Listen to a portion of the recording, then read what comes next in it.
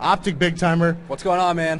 Will, how you doing, buddy? Doing very good. Waiting for our match here at 11 p.m. We got the late night slot. So watching these matches, learning as much as we can here, and hoping to go hard tonight in our first match against FaZe. Yeah, you guys are playing up against FaZe. So what are you thinking about going into that match? Like, what are some of your plans, and what do you plan on doing to come out victorious, obviously? Beat the crap out of JCap. That is our only plan the whole match. No, we've played FaZe online a few times. They're a very solid squad. Their communication is really good with replays on the team. So we're going to have to come out hot, come out actually excited. I know we kind of get down on ourselves sometimes when we go down. So if we do end up losing maybe the first map or so, got to make sure we keep our heads in the game. Ricky's been doing a really good job for us since we picked him up. So we'll see how it goes. We're excited to compete out here.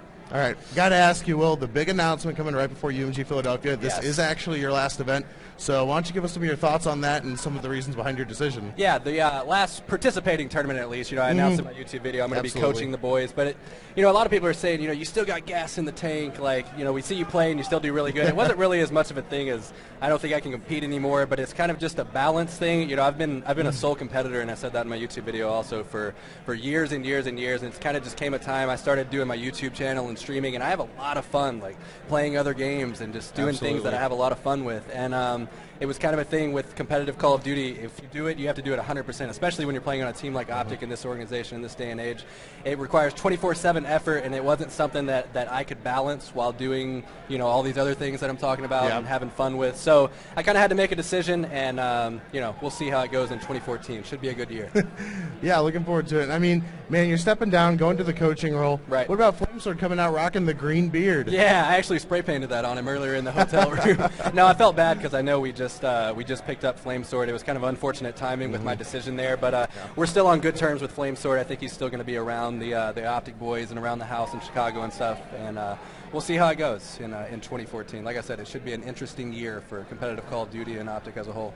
Okay, so another question. Coming into this event, what have you and the rest of the Optic squad really been doing to really get prepared for the event? You obviously mentioned the new addition of Ricky. Right. Looks like it's working out very well with Ricky coming in, joining the team, and he's meshing very well, very quickly, might I add. Yep. But at the same time, so what are some of your things coming in here, like your main goals besides obviously to win? Well, in Columbus, we actually ended up winning, I think it was 20% of our Search and Destroy matches. I think we played 5 maps of Search and Destroy and ended up winning 1. So that was one of the reasons why we went after Ricky, because he's a really strong Search and Destroy player. And then whenever we came back from our Thanksgiving break, we literally just focused on Search and Destroy tournaments, on game battles, day in, day out. We had to hone that because we knew if we could just take 2 S&Ds and then maybe just accidentally take a domination or a blitz, we'd be doing really well. So we focused on our Search and Destroy, and it's gotten exponentially better. So look out for us to be focusing more on the Search and Destroy. If we can win those, I think we have a good shot at taking this tournament, to be honest. Our respawns are getting a lot better. We practiced for 4 or 5 days before we left for the holidays. We were playing alongside Complexity and Domination and Blitzes. We played Envious. We played this FaZe team that we're going to play tonight.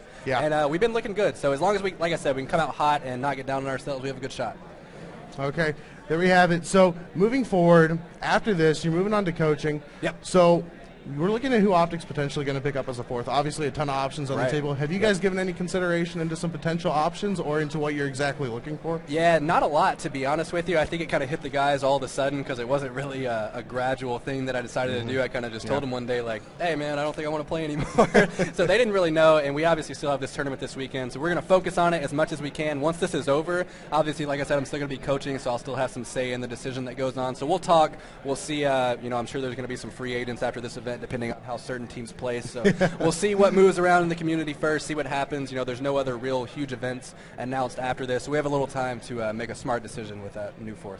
All right, guys, there you heard it from Optic Bigtymer. We are going to cut to a quick commercial break. We'll be back, and it will be strictly business up against Juked. We'll be